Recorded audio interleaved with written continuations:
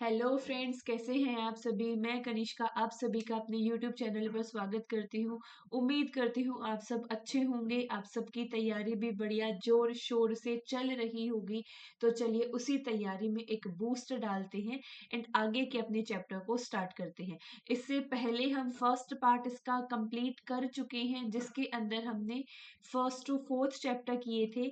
उन चैप्टर को रिवाइज करते हुए आगे के चैप्टर को आज हम शुरू करते हैं। तो चलिए अपनी वीडियो को स्टार्ट करते हैं। सबसे पहले हमने मैक्रो इकोनॉमिक्स के बारे में पढ़ा था। मैक्रो इकोनॉमिक्स क्या है? मैक्रो इकोनॉमिक आपकी एक इकोनॉमिक की ब्रांच है, जिसके अंदर हम ओवरऑल फंक्शन ऑफ इकोनॉमी के बारे में स्टडी करते हैं।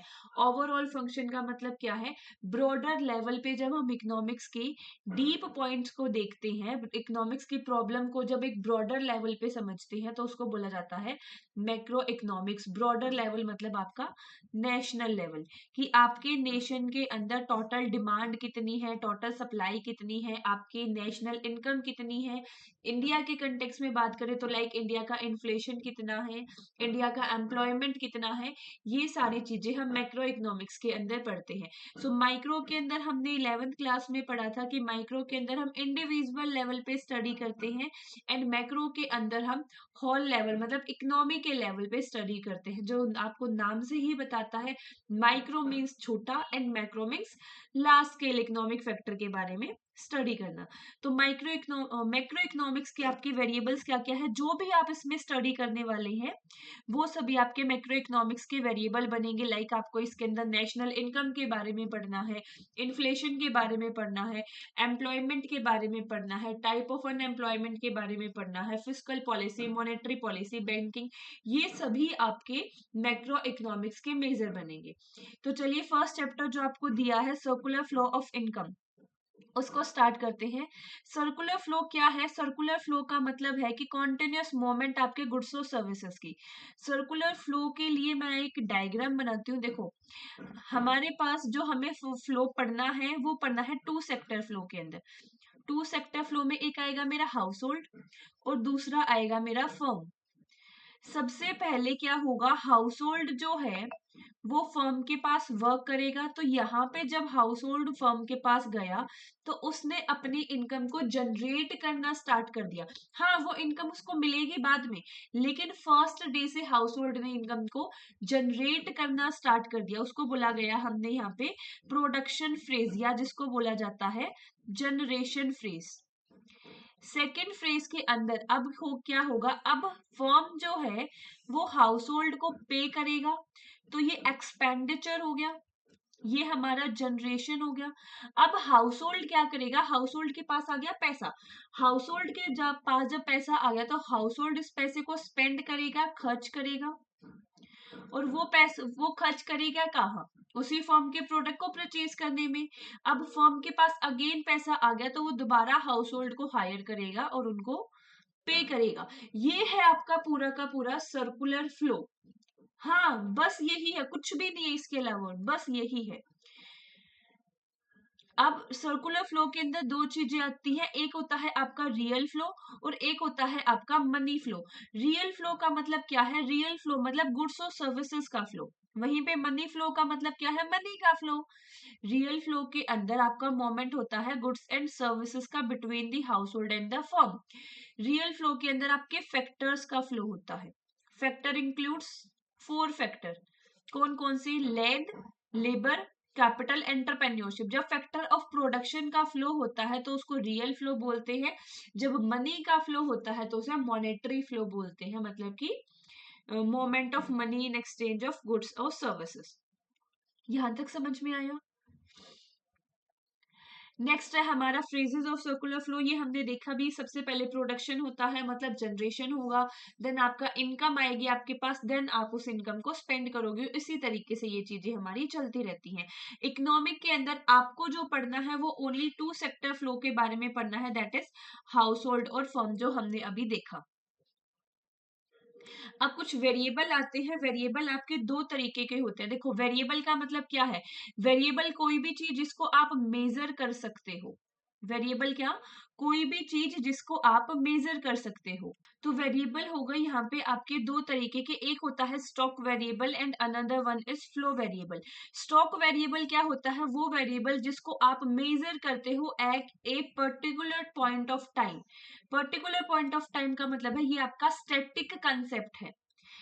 अभी के टाइम पीरियड पे आपकी वेल्थ कितनी है, अभी के टाइम पीरियड पे आपकी बॉडी का टेम्परेचर कितना है, पहले कितना था अभी कितना, वो नहीं देखना, एवरेज नहीं देखना। अभी के टाइम पीरियड पे, particular point of time period पे जब आप एक चीज को मेजर करते हो उसको बोला जाता है स्टॉक। और एक गिवन टाइम पीरियड पे मतलब कि रेंज के अंदर अगर आप किसी चीज को मेजर करते हो तो वो बोला जाता है फ्लो। मतलब मेरा सुबह से लेकर शाम तक इन 12 घंटों के अंदर मेरी बॉडी का टेम्परेचर कितना था, वो हो गया मेरा फ्लो। मेरी इनकम 2 साल पहले कितनी थी और आज कितनी है, ये हो गया मेरा फ्लो। लेकिन मेरी वेल्थ मेरा स्टॉक कंसेप्ट बनेगा। क्लियर यहां तक भी चीजें? उसके बाद आगे आपको डिफरेंस दे रखा है, ये डिफरेंस एक बार आप रीड कर सकते हो। कुछ भी इसमें अलग नहीं है, वही की स्टॉक आपके स्पेसिफिक पॉइंट पे मेजर होता है, फ्लो पीरियड ऑफ पॉइंट पे। स्टॉक आपका स्टैटिक होता है, एब्सोल्यूट क्वांटिटी आती है। ये आपका डायनेमिक होता है, रेट पर टाइम यूनिट आता है। एग्जाम्पल्स आपको दे रखे हैं, डिफरेंस मैं आपको बता ही चुकी हूँ। सेकेंड चैप्टर जो हमने देखना है वो है आपका डोमेस्टिक इनकम। डोमेस्टिक इनकम का मतलब क्या है? डोमेस्टिक इनकम है आपकी लाइक आपकी कंट्री की इनकम, आपकी सिर्फ और सिर्फ आपकी कंट्री की इनकम जो नॉर्मल रेसिडेंट ने कमाई है। इकोनॉमिक टेरिटरी की इनकम जो आपके जियोग्राफिकल एरिया में रहने वाले पर्सन ने कमाई है उसको बोला जाता है डोमेस्टिक टेरिटरी। डोमेस्टिक टेरिटरी होता है आपका geographical area wise. Domestic territory के अंदर क्या चीज आएगी, क्या की चीज नहीं आएगी? सबसे पहले पॉलिटिकल बाउंड्रीज जो है वो आपकी डोमेस्टिक टेरिटरी के अंदर आती है। कोई एम्बेसी है, कॉन्सुलेट है, मिलिट्री बेस है, वो भी आपका आपकी डोमेस्टिक टेरिटरी का पार्ट बनेगा। एम्बेसी क्या होता है? एम्बेसी इज लाइक कोई आपका इंडिया का गवर्नमेंट एम्प्लॉय इंडिया को रिप्रेजेंट करता है बाहर किसी कंट्री के अंदर। लाइक ये इंडिया का गवर्नमेंट एम्प्लॉय जापान के अंदर रहता है और वहां जापान की कंट्री के अंदर इंडिया को रिप्रेजेंट करता है। तो जिस एरिया के अंदर, जिस घर के अंदर ये रह रहा है, वो एरिया इंडिया की डोमेस्टिक टेरिटरी बन जाएगी। नेक्स्ट आपका ship craft operated by the country. Ship या एयरक्राफ्ट ऑपरेट किया जा रहा है या फिर ओन्ड है किसी ऐसे पर्सन से जो कि इंडिया का सिटीजन है और प्लस रेसिडेंट भी है, तो वो आपकी डोमेस्टिक टेरिटरी बन जाएगी। Oil offshore rigs production unit भी आपकी डोमेस्टिक टेरिटरी बन जाएगी। मैंने इस चैप्टर को बहुत डिटेल में बताया है, ये जस्ट एक रिवीजन क्लास है। अगर आपको इसका फर्स्ट पार्ट देखना है तो आप नीचे डिस्क्रिप्शन में लिंक पे क्लिक करके देख सकते हो। देन हमने नॉर्मल रेसिडेंट के बारे में पढ़ा, रेसिडेंट और सिटीजनशिप के डिफरेंस के बारे में पढ़ा था। रेसिडेंट कौन होता है? वो पर्सन जो फिजिकली प्रेजेंट है। क्या? फिजिकली प्रेजेंट है। सिटीजनशिप आती है आपकी बाय बर्थ। कोई ऐसा पर्सन जो फिजिकली आपकी कंट्री के अंदर 1 साल या उससे ज्यादा रह रहा है, वो आपका रेसिडेंट बन जाता है। उसके अंदर आपके फॉरेनर वर्कर हो गए, स्टूडेंट हो गए, कोई एम्बेसी, इंटरनेशनल ऑर्गेनाइजेशन की एम्बेसी है, कोई पर्सन जो वर्किंग के लिए कंट्री में रह रहा है, वो सारे आपके नॉर्मल रेसिडेंट बन जाते हैं। वहीं पे कोई फॉरेन टूरिस्ट आया है कुछ टेम्परेरी टाइम के लिए, उसका स्टे अगर लेस देन 1 ईयर है तो वो आपका रेसिडेंट नहीं बनेगा। प्लस इंडियन सिटीजन वर्किंग है अब्रोड में 1 साल से ज्यादा, तो वो भी आपका रेसिडेंट नहीं बनेगा। वो सिटीजन है बट रेसिडेंट नहीं होता। उसके बाद आती है आपकी इनकम। नेशनल इनकम के अंदर कौन सी इनकम को हम कैलकुलेट करते हैं वो समझना है। इनकम आपकी दो तरीके की होती है, एक होती है फैक्टर इनकम, दूसरी होती है ट्रांसफर इनकम। फैक्टर इनकम कौन सी इनकम? वो इनकम जो आपने फैक्टर ऑफ प्रोडक्शन के थ्रू अर्न की है। फैक्टर ऑफ प्रोडक्शन क्या, लैंड, लेबर, कैपिटल, एंटरप्रेन्योरशिप का यूज करके अगर आपने कोई इनकम अर्न की है वो होगी आपकी फैक्टर इनकम। वहीं पे ट्रांसफर इनकम क्या, जो आपको फ्री में मिल गई है बिना किसी प्रोडक्टिव सर्विस के, लाइक आपको गिफ्ट मिल गई, स्कॉलरशिप मिल गई, पेंशन मिल गई, तो वो सब आपकी ट्रांसफर इनकम होती है। डिफरेंस कैसे पता करोगे ट्रांसफर इनकम और फैक्टर इनकम में, सिर्फ एक चीज ये देखना कि जो मेरी ये इनकम जनरेट हुई है क्या उसमें किसी भी फैक्टर ऑफ प्रोडक्शन का यूज हुआ है, अगर हुआ है तो वो आपकी फैक्टर इनकम, नहीं तो वो आपकी ट्रांसफर इनकम। उसके बाद गुड्स, गुड्स भी कौन से गुड आपकी नेशनल इनकम के अंदर कैलकुलेट होती है। गुड आपकी दो तरीके की, फाइनल और इंटरमीडिएट। फाइनल गुड्स जिसके ऊपर अब फर्दर कोई प्रोसेसिंग होनी बाकी नहीं है। फाइनल गुड दो तरीके की होती है, कंजप्शन गुड और capital good.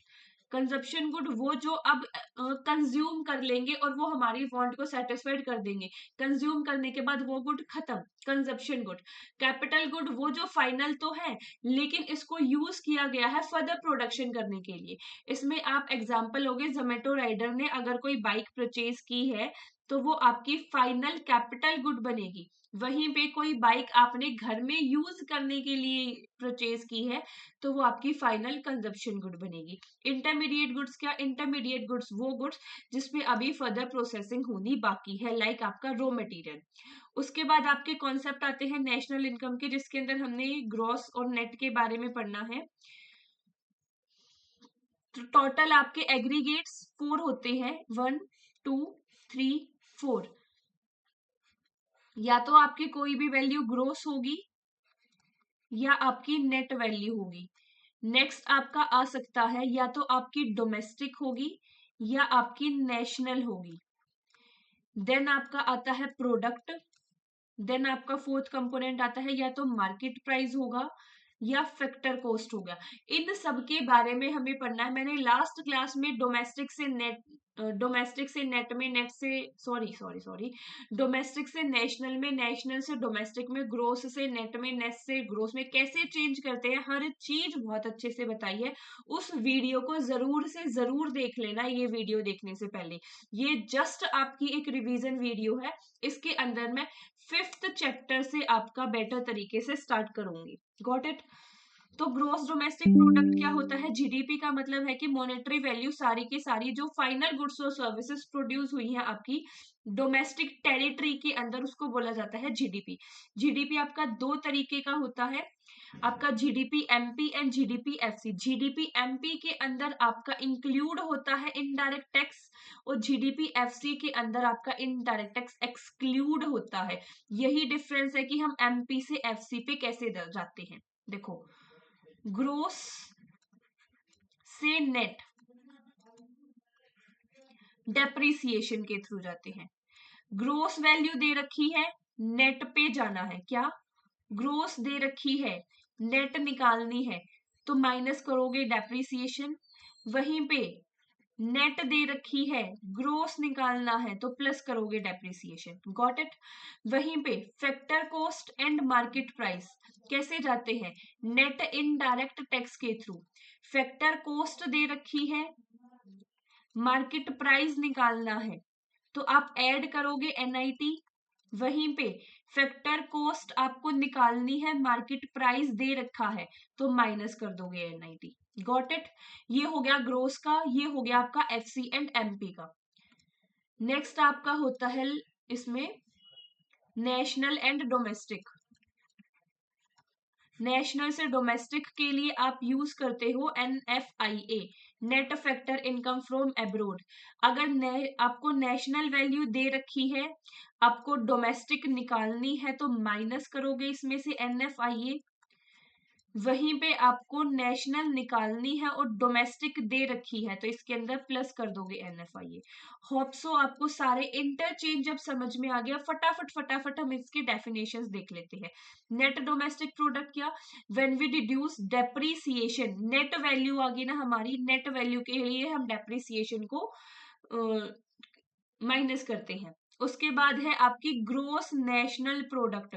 Gross national product क्या कि फाइनल गुड्स और सर्विसेज जो कि प्रोड्यूस करे हैं रेसिडेंट ने।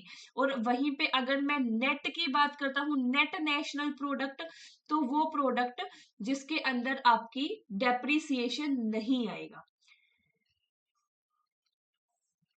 इसके लिए आप NFIA का यूज करते हो। उसके बाद है आपका net national product. Net national product obtained करने के लिए आपको डिडक्ट करना पड़ेगा डेप्रिसिएशन, जो कि मैंने आपको अभी बताया जस्ट। उसके बाद आपकी नेशनल इनकम। नेशनल इनकम क्या होती है? नेशनल इनकम होती है आपकी NNPFC। ये ध्यान रखना, MCQ में क्वेश्चन आ सकता है। नेशनल इनकम क्या होती है? नेशनल इनकम होती है आपकी NNPFC। नेशनल इनकम आपकी टोटल अर्निंग जो रेसिडेंट ने कमाई है बाय प्रोड्यूसिंग द गुड्स और services measure at the factor cost. National income NNP MP में से आप इनडायरेक्ट टैक्स माइनस कर दोगे तो ये MP कन्वर्ट हो जाएगा किससे? FC में। क्यों? क्योंकि हमने इनडायरेक्ट टैक्स को माइनस कर दिया। Got it? उसके बाद आपको पढ़नी है पर्सनल इनकम। पर्सनल इनकम आपकी वो इनकम जो एक्चुअली आपको रिसीव हुई है।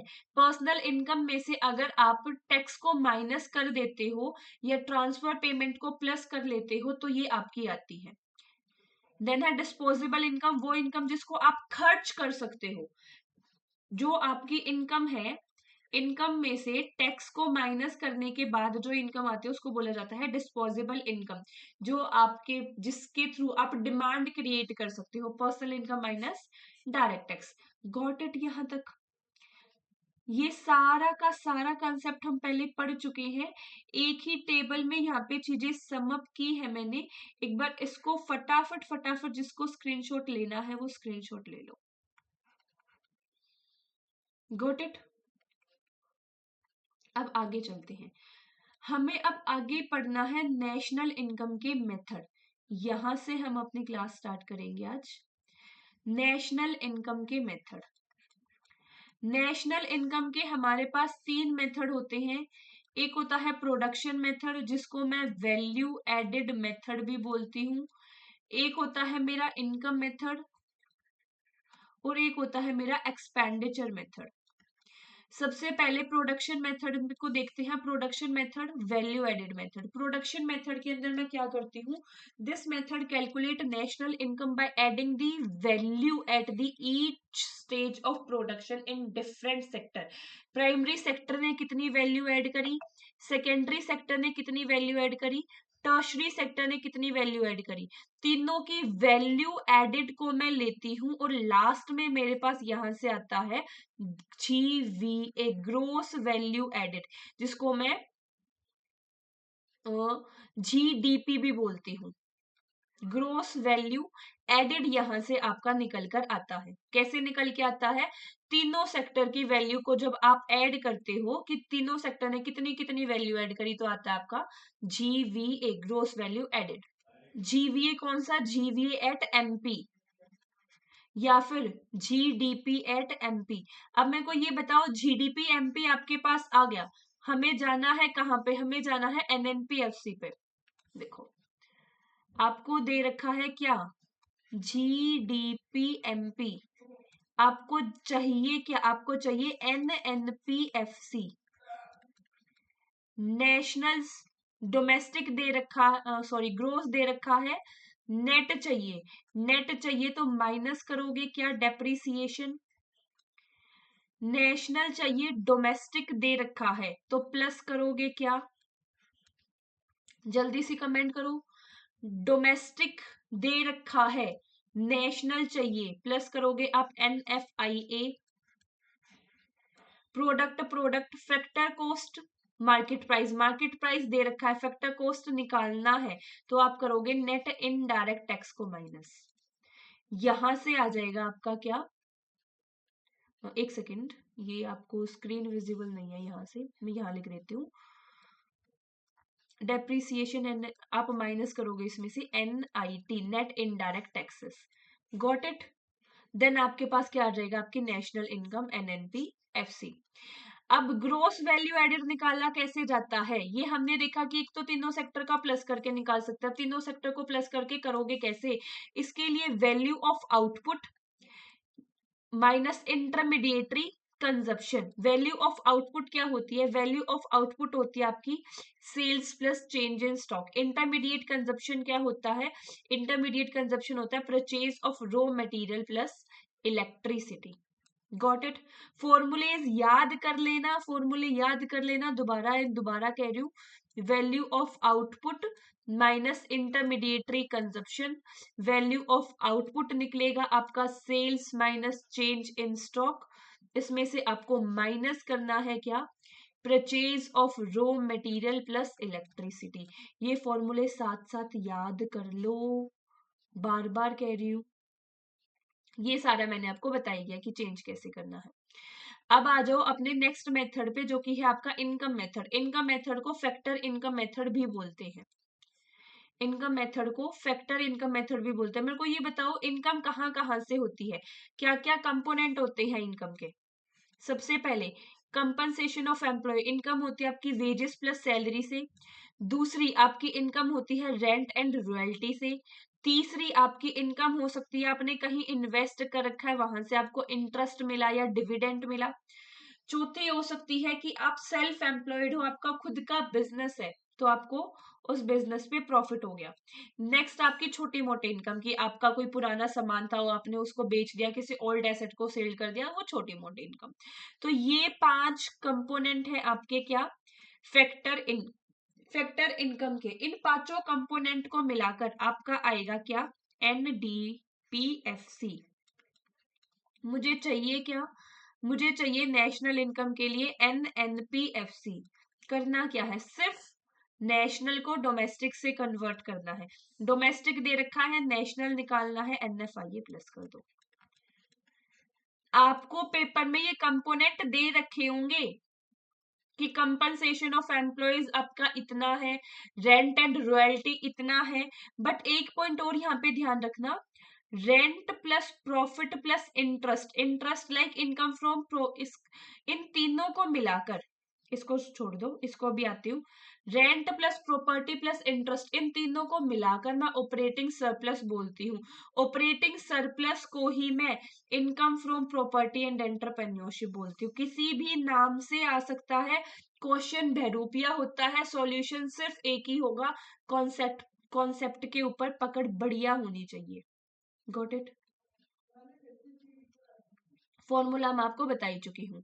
नेक्स्ट आपका एक्सपेंडिचर मेथड, एक्सपेंडिचर मेथड आपको फाइनल एक्सपेंडिचर भी बोला जाता है।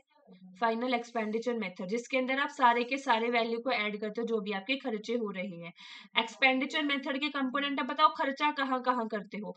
खर्चा आप करते हो कंजप्शन पे, खर्चा आप करते हो इन्वेस्टमेंट पे, खर्चा गवर्नमेंट भी करती है अपने एक्सपेंडिचर्स एंड इनकम पे, प्लस आप खर्चा करते हो एक्सपोर्ट माइनस इंपोर्ट पे। तो यही तो कंपोनेंट है सारे के सारे। इससे आपका क्या आएगा, इससे आएगा आपका GDPMP। क्या आएगा, GDPMP। इन सारे खर्चों को मिला दो, आपका आ जाएगा GDPMP। GDPMP से NNPMP पे आना आप सबको आता है, जिसको अभी भी नहीं आता बार बार कह रही हूँ, पिछली वीडियो जाके देख लो। Got it. अब कुछ प्रिकॉशन जो आपको पता होनी चाहिए जब आप नेशनल इनकम को पढ़ रहे हो। सबसे पहली क्या क्या नेशनल इनकम में इंक्लूड होगा, नेशनल इनकम के अंदर हमेशा फाइनल गुड्स और सर्विसेज इंक्लूड होती है, इंटरमीडिएटरी या सेकंड हैंड गुड्स इंक्लूड नहीं होती है। क्या, ओनली फाइनल गुड्स और सर्विसेज आपकी इंक्लूड होगी, सेकंड हैंड गुड इंक्लूड नहीं होगी। Production of goods for self consumption, अगर आपने सेल्फ कंजप्शन के लिए कोई गुड परचेज की है, गुड परचेज करी है, तो वो इंक्लूड होगी।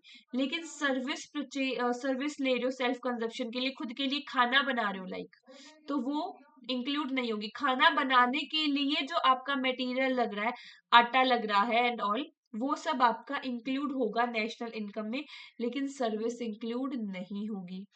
ये छोटे छोटे पॉइंट है, एक बार इनको प्लीज ध्यान से पढ़ लेना, इसमें गड़बड़ मत करना। Got it? सारे के सारे मेथड मैंने एक ही टेबल पे समअप कर दिए। एग्जाम में जाने से पहले इस टेबल को देख जाना अच्छे से, बिल्कुल एक बार अभी भी देख लो, किसी को डाउट हो कहीं भी तो पूछ लो। फाइनल एडजस्टमेंट ये सारा मैं आपको बता चुकी हूँ। अब आपका दो चीजें आती हैं, आपको एक पढ़ना है जीडीपी डिफ्लेक्टर, दूसरा पढ़ना है आपको प्राइस इंडेक्स। अब जीडीपी डिफ्लेक्टर पढ़ने से पहले हमें दो चीजें पता होनी चाहिए, एक नॉमिनल जीडीपी और एक है आपका रियल जीडीपी। नॉमिनल जीडीपी क्या होता है? नॉमिनल जीडीपी आपका वो जीडीपी होता है जिसको मेजर किया जाता है total cost at the current price. आपने 2011 के कंपेयर में लेके चलना है।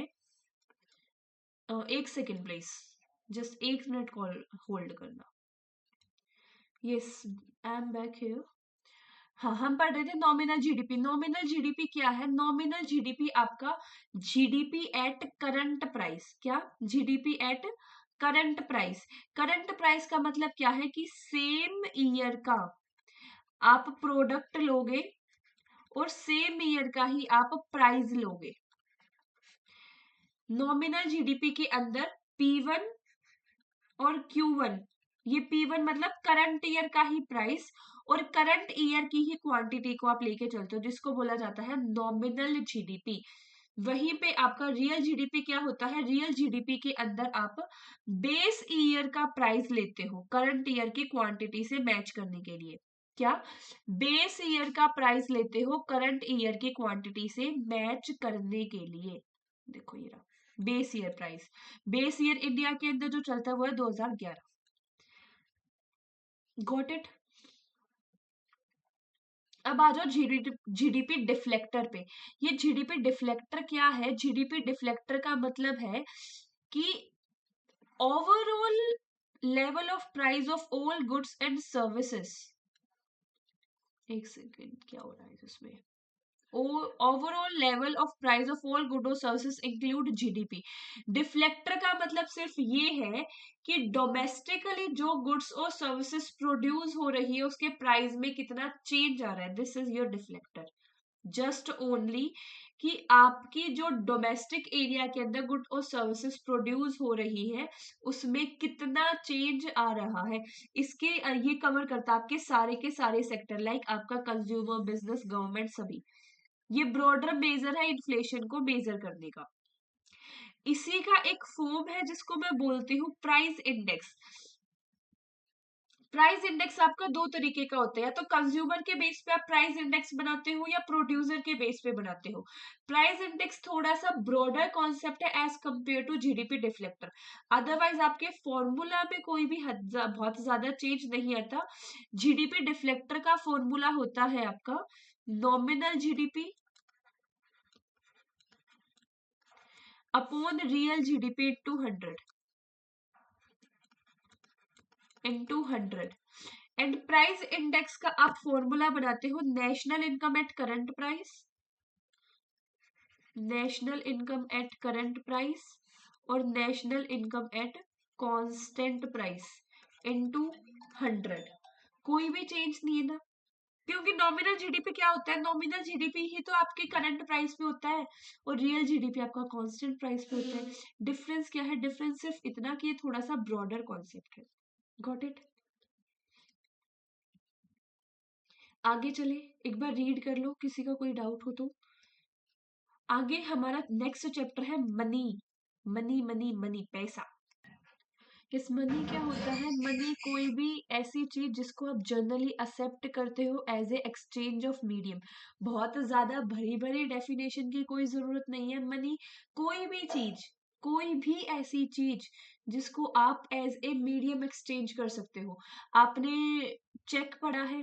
चेक के बारे में पता है क्या होता है? चेक भी आपकी एक टाइप की मनी, आपने ट्रेजरेबल के बारे में पढ़ा है, एक टाइप की मनी है। तो मनी कोई भी ऐसी चीज जिसको आप as a medium of exchange accept कर सकते हो। अब मनी का काम क्या होता है, प्राइमरी फंक्शन है मनी का ऑफ कोर्स एक्सचेंज, और उसको आप मेजर कर सको गुड्स और वैल्यूज के टर्म में। अगर आपको ये नहीं पता 100 रुपए के कितने किलो चावल मिलेंगे, तो आपकी मनी की कोई वैल्यू नहीं रही। तो मनी क्या है, उसका प्राइमरी फंक्शन है unit of account. Unit of account में measure the value of goods और सर्विसेज। सेकेंडरी फंक्शन में है मनी आपके यूज होती है स्टोर करने के लिए और आपके डेफर्ड पेमेंट के लिए। आप किसी से एडवांस ले रहे हो या आप लोन ले रहे हो, किसी को एडवांस दे रहे हो, उस केस में आपकी मनी यूज होती है। बेसिक चीजें हैं। उसके बाद कंटिजेंस फंक्शन। कंटिजेंस फंक्शन की आप ऐसे सिचुएशन के अंदर मनी का यूज करना जहां पे कोई अनसर्टेनिटी की सिचुएशन में। Distribution of national income basis of credit creation, कि हम ये देखना चाहते हैं कितना क्रेडिट क्रिएट हो सकता है, हमको ये देखना है कि हमारी नेशनल इनकम कितनी है। These both thing are uncertain. तो कंटिजेंसी फंक्शन के अंदर आता है आपके अनसर्टेन पॉइंट। तो टाइप ऑफ मनी, सबसे पहली है आपकी फेट मनी और कमोडिटी मनी। फेट मनी कोई भी ऐसी चीज जो गवर्नमेंट ने इशू किया और गवर्नमेंट ने उसको ये बोल दिया that this is money. Fiat का मतलब क्या होता है, देखो फेट मतलब लाइक योर ट्रस्ट। तो फेट मनी वो मनी जो गवर्नमेंट ने बोल दिया कि that is money. Commodity money कोई ऐसी चीज जिसको आप सेल आउट करके कैश ले सकते हो, उस कॉमोडिटी की मनी। गोल्ड की मनी, आयरन की मनी, सिल्वर की मनी, लेदर है आपका, कोई भी ऐसी चीज commodity. Got it. Full bodied money. Full bodied money का मतलब है जो मटेरियल है, जो कॉमोडिटी है, उस मटेरियल की मनी, मतलब उस कॉमोडिटी की मनी बराबर है एक्चुअली में जो वो मनी है। थोड़ा सा कंफ्यूजन हो गया ना, रुको। ये मेरे पास 5 रुपीज का कॉइन है। इस 5 रुपीज के कॉइन को मैं पिघला के एज ए मटेरियल अगर मार्केट के अंदर सेल आउट करूंगी, तो उसके मुझे 5 रुपीज ही मिलेंगे उस material. This is full bodied money. अगर ये मटेरियल है, इस मटेरियल ये 5 रुपीज का कॉइन है, इस कॉइन को मैं पिघलाती हूँ। मैंने 5 रुपीज के कितने 10 कॉइन ले लिए, इन कॉइन को मैंने पिघला दिया। पिघला के मैंने सबको मर्ज करके एक मटेरियल बना दिया। इस मटेरियल की वैल्यू मार्केट के अंदर 50 रुपीज ही है, और एक्चुअली में इस कॉइन की वैल्यू भी आपकी 5 रुपीज थी, मतलब 50 रुपीज ही थी। आपने अगर नोटिस किया हो, पहले हमारे पास ना सिल्वर कलर के 5 रुपीज के कॉइन आते थे, अभी हमारे पास गोल्डन कलर के आते हैं जो कि पतले हो चुके हैं। सिल्वर कॉइन थोड़े से मोटे थे, गोल्डन वाले थोड़े से पतले आते हैं। ऐसा क्यों? क्योंकि इन्फ्लेशन बढ़ चुका है ना, इन्फ्लेशन बढ़ गया है, तो मटेरियल की वैल्यू कम करनी पड़ेगी। अदरवाइज सारे कॉइन को पिघला पिघला के बेचते रहेंगे और एक्स्ट्रा पैसे कमाते रहेंगे। समझ में आया? नेक्स्ट आपकी क्रेडिट मनी। क्रेडिट मनी नाम ही बताती है उधार की money. Money accepted based on trust, कि आपको ट्रस्ट के बेस पे कोई मनी आपको एक्सेप्ट करे हो। चेक, चेक क्या होता है? चेक तो आपका कागज ही तो होता है, लेकिन बैंक ने बोला है आपको जो चेक फाड़ के देने वाला उसका ट्रस्ट है आपके साथ, या आपका ट्रस्ट है उसके साथ, जब आप उसको एज ए मनी एक्सेप्ट कर रहे हो। बाय चांस अगले के बैंक अकाउंट में पैसे ही ना हो तो उस चेक की तो कोई वैल्यू है ही नहीं ना। अब मनी के अंदर आता है मनी सप्लाई। मनी सप्लाई का मतलब क्या होता है? Money supply refers to the total stock of money in circulation at a given time. अभी आज के टाइम पे मनी कितनी सर्कुलेट हो रही है, उसको बोला जाता है मनी सप्लाई। आई नो थोड़ा सा जुकाम है, नाक में तुम्हें आवाज आ रही होगी, थोड़ा सा ध्यान से समझना, चीजें समझ में आएंगी। Okay. Money supply, money supply का मतलब है कि एक गिवन पॉइंट ऑफ टाइम पे आपकी जो सर्कुलेट हो रही है मनी, उसको बोला जाता है मनी सप्लाई। मनी सप्लाई 4 होती है, M1, M2, M3, M4। आपके सिलेबस के अकॉर्डिंग जो आपको पढ़नी है वो ओनली M1 पढ़नी है, लेकिन M2, M3, M4 एटलीस्ट पता होना चाहिए कि होता क्या है। देखो M1 को याद करो CCDDOD से। किसे? CCDDOD से। CCDDOD। CC cash and currency, DD demand deposit, OD other deposit. इसको मोस्ट लिक्विड मनी बोला जाता है, ये याद रखना। मोस्ट लिक्विड इजिली असेसेबल आपकी M1 होती है, और मोस्ट ब्रॉड और difficult to convert in cash M4 sorry M3 होती है, इसको ब्रॉड मनी भी बोला जाता है। M1 समझ में आया? कैश एंड करेंसी को प्लस करो, डिमांड डिपॉजिट को प्लस करो, कंट्री के अंदर जितने भी उसके अलावा अदर डिपॉजिट है उनको प्लस करो, सबको प्लस करके आपका M1 आ जाएगा। M2 के अंदर M1 की तीनों चीजों को तो प्लस करना ही है, प्लस सेविंग डिपॉजिट जो आपने पोस्ट ऑफिस में किया है, आपका पोस्ट ऑफिस में जो बैंक अकाउंट है उसके अंदर जो आपको सेविंग डिपॉजिट है उसको भी ऐड कर दो। नेक्स्ट M3 के अंदर M1 तो आएगा ही ये M1 नहीं, आई थिंक यहाँ M2 आएगा, M2 तो आएगा ही आएगा, प्लस टाइम डिपॉजिट है जो बैंक का वो भी ऐड कर दो। लाइक आपका टाइम डिपॉजिट हो गया फिक्स डिपॉजिट के तरीके से कि 5 साल के लिए आपने FD करवाई है। M1 टोटल पोस्ट ऑफिस का सारा ही डिपॉजिट ऐड कर दो। समझ में आया?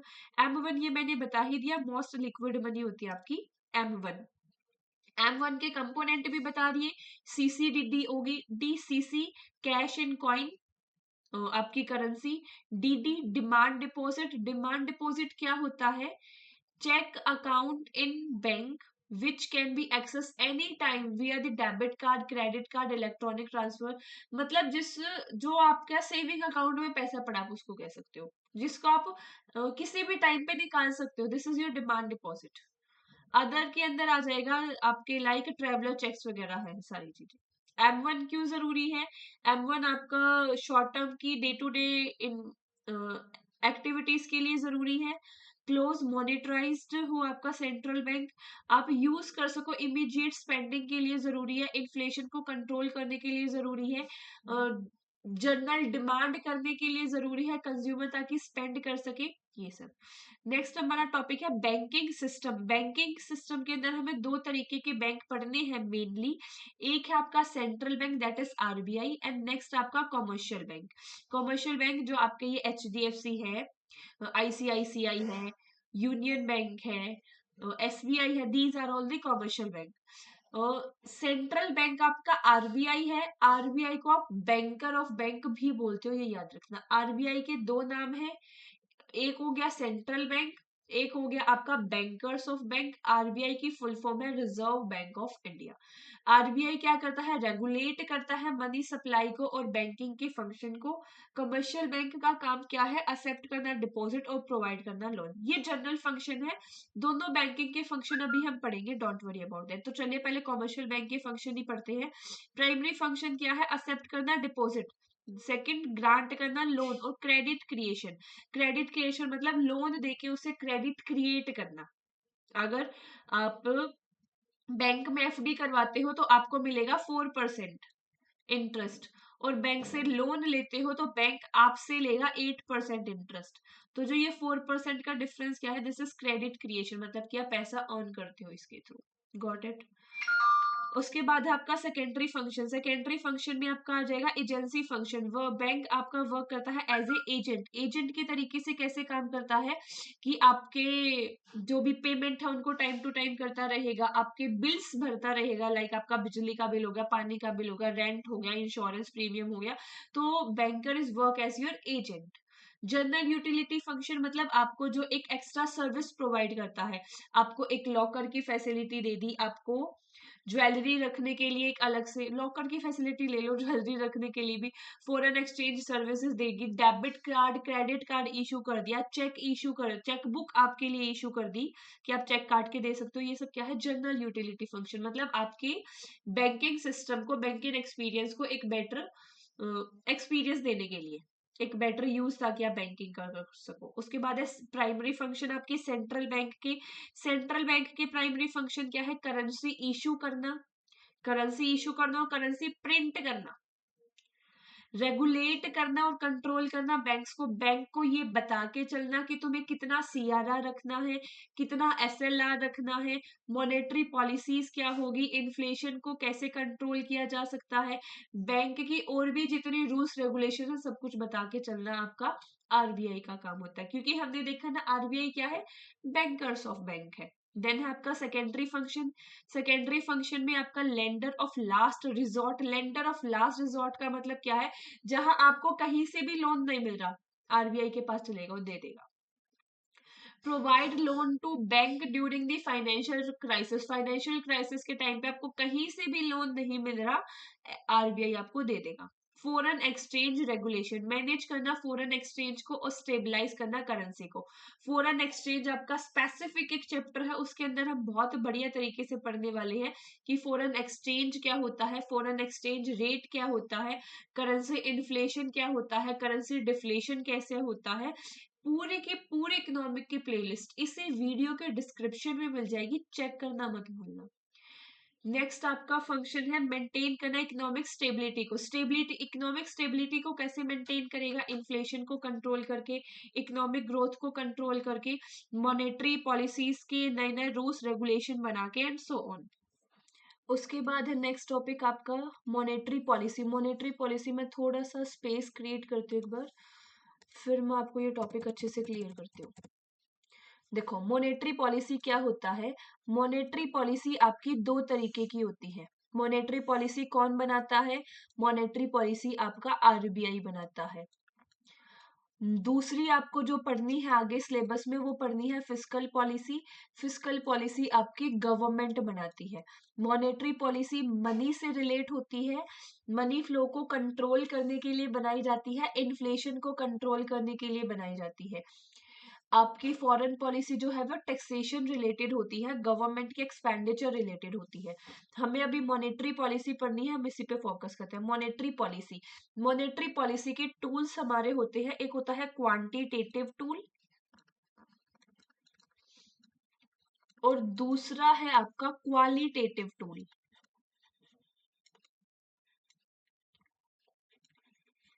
Quantitative and qualitative. Quantitative tools के अंदर क्या क्या आएगा, आपने बैंक रेट के बारे में पढ़ा है, जी बिल्कुल पढ़ा है। आपने रेपो रेट के बारे में पढ़ा है, जी बिल्कुल पढ़ा है। क्या फर्क होता है तो बता दो अभी, जल्दी बताओ अब। बैंक रेट और रेपो रेट में क्या फर्क होता है, बैंक रेट और रेपो रेट दोनों ही आपके इंटरेस्ट के रेट होते हैं। दोनों ही रेट के अंदर आरबीआई जो है वो कॉमर्शियल बैंक को लोन देता है। आरबीआई कॉमर्शियल बैंक को लोन देता है जी, दोनों ही रेट में ऐसा है। तो डिफरेंस क्या है, डिफरेंस सिर्फ इतना है कि बैंक रेट आपका जब लगता है जब आप लॉन्ग टर्म के लिए लोन लेते हो, और रेपो रेट आपका जब लगता है जब आप शॉर्ट टर्म के लिए आरबीआई से लोन लेते हो। That's it. थर्ड कंपोनेंट है आपका reverse repo rate. Reverse repo rate आपको नाम से ही पता चल रहा है, रिवर्स हो गया। रिवर्स क्या हो गया कि अब जो है वो आरबीआई सेंट्रल बैंक से लोन लेगा। आरबीआई जो है वो लोन लेगा किससे, इस सेंट्रल बैंक से। सेंट्रल बैंक आरबीआई को लोन देगा, उसको बोला जाता है reverse repo rate. Fourth component आपका open market operation. Open market operation के अंदर क्या होता है कि आप गवर्नमेंट की सिक्योरिटीज को परचेज एंड सेल करते हो। अगर आप गवर्नमेंट की सिक्योरिटी को सेल करोगे,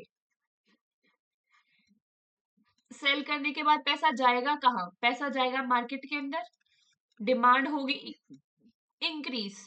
उसके बाद जब आप इसको बाय कर लेते हो, बाय करने से क्या होगा, मार्केट में से पैसा आपके पास आ जाएगा, डिमांड हो जाएगी डिक्रीज, मनी सप्लाई को कंट्रोल कर दिया, पैसा अब आरबीआई के पास आ गया। उसके बाद है आपका एलआरआर। एलआरआर क्या है, लीगल रिजर्व रेशियो। एलआरआर आपकी दो होती है, एक होती है CRR that is cash reserve ratio, और एक होती है आपकी SLR that is statutory liquidity ratio. Cash reserve ratio कौन सी होती है, वो रेशियो होती है जो आरबीआई के पास आपको कैश की फॉर्म में कुछ परसेंटेज रखना होता है। क्या, आपके पास बैंक के अंदर आया 100 करोड़ रुपीस का डिपॉजिट, आपकी सीआरआर है 4%, तो इसमें से 100 करोड़ में से 4 करोड़ रुपए तुम्हें एज ए सिक्योरिटी, किसको, तुम कौन, तुम हो कॉमर्शियल बैंक, कॉमर्शियल बैंक को एज ए सिक्योरिटी ये 4 करोड़ आरबीआई के पास रखने पड़ेंगे।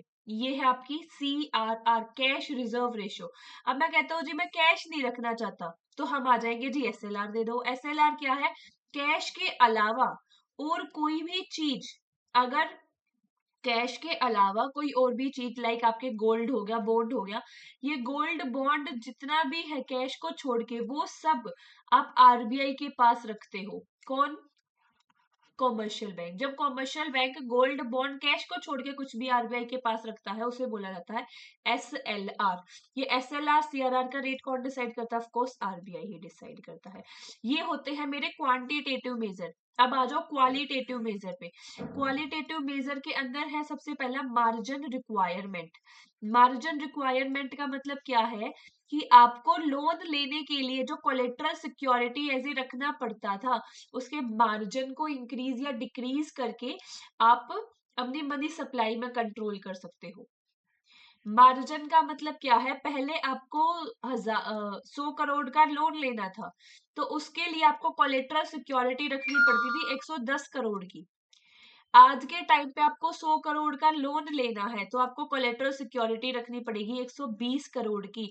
मार्जिन अगर ज्यादा हो जाता है तो लोन की डिमांड कम हो जाती है।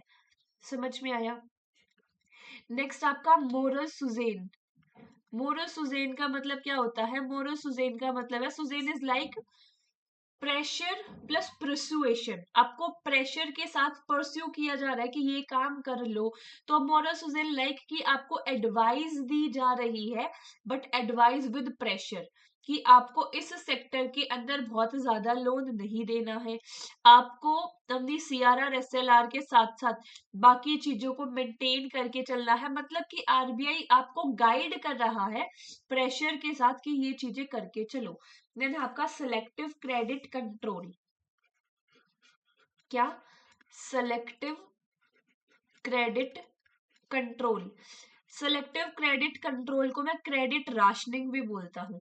सिलेक्टिव क्रेडिट कंट्रोल मतलब ये सेलेक्ट कर लेना किस सेक्टर के अंदर कितना लोन आपको देना है, किस सेक्टर के अंदर कितना लोन आपको देना है। This is selective credit control. Got it? यहां तक किसी भी स्टूडेंट को किसी भी टाइप का डाउट हो तो बताओ। चलो अब इसको पढ़ लेते हैं। बहुत बढ़िया स्लाइड है, एक एक स्लाइड आपकी टेबल के साथ मैं इसीलिए लेके आई हूँ। देखो सीआरआर क्या है? Cash reserve ratio, percentage of total deposit with the bank must keep with the central bank. इसके अंदर क्या होता है? अगर सीआरआर आपका ज्यादा होगा तो आपकी मनी सप्लाई कम हो जाएगी, मतलब लेंडिंग कम हो जाएगी। वहीं पे सीआरआर कम होगा तो मनी सप्लाई आपकी ज्यादा हो जाएगी। Got it? मतलब देखो, अगर एक सिचुएशन ये है कि आपके पास 100 करोड़ रुपए आए, 100 में से एक सिचुएशन में आपको बैंक आरबीआई के पास रखना पड़ रहा है 10 करोड़ रुपए, दूसरी सिचुएशन में आरबीआई के पास रखना पड़ रहा है 8 करोड़ रुपए। 10 करोड़ रखने का मतलब क्या है कि सीआरआर ज्यादा है। अगर सीआरआर ज्यादा है, 10 करोड़ यहाँ रख दिए, तो अब आप लैंड कितने कर सकते हो? सिर्फ 90 रुपए, मतलब लेस लैंडिंग। वहीं पे 8 रुपए रखने हैं, अब आप यहाँ लैंड कितने कर सकते हो? मतलब 92। सीआरआर कम है तो लैंडिंग ज्यादा। Clear? Same with SLR. SLR में और सीआरआर में फर्क सिर्फ इतना होता है, सीआरआर कैश की फॉर्म में, एसएलआर आपका कैश, गोल्ड, गवर्नमेंट सिक्योरिटी किसी भी फॉर्म में हो सकता है, किसी भी फॉर्म में हो सकता है। आई थिंक मैंने इसमें पहले आपको ये बता दिया था कि एसएलआर अदर देन कैश होता है। ध्यान रखना, अभी मैं करेक्ट कर देती हूँ, मेरे को ध्यान नहीं है, लेकिन एसएलआर आपका किसी भी फॉर्म में हो सकता है including cash, gold, government security and all. SLR में क्या होगा? सेम वही, अगर आपको ज्यादा रखना पड़ा है तो मनी सप्लाई कम हो जाएगी, कम रखना पड़ा है परसेंटेज तो मनी सप्लाई ज्यादा हो जाएगी। एग्जाम्पल आप सेम ले सकते हो। नेक्स्ट आपका रेपो रेट। रेपो रेट क्या? Interest rate.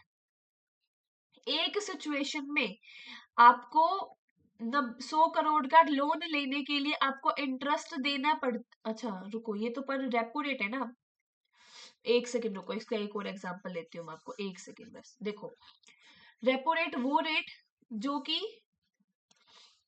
ये है हमारा कॉमर्शियल बैंक, ये है हमारा RBI. Interest rate at which bank borrow from the, ओ कहाँ गया? ये क्या हो रहा है, मैं यही लिखती हूँ। एक है आपका,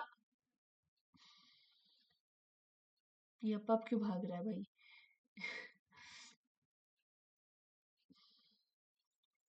यही लिखती हूँ भाई। एक है आपका आरबीआई और एक है आपका सेंट्रल बैंक। आपको क्या करना है, यहाँ रेपो रेट की सिचुएशन के अंदर सेंट्रल बैंक को चाहिए लोन, देगा कौन, आरबीआई। अब अगर आरबीआई सेंट्रल बैंक को लोन कितना चाहिए जी, 100 करोड़ का।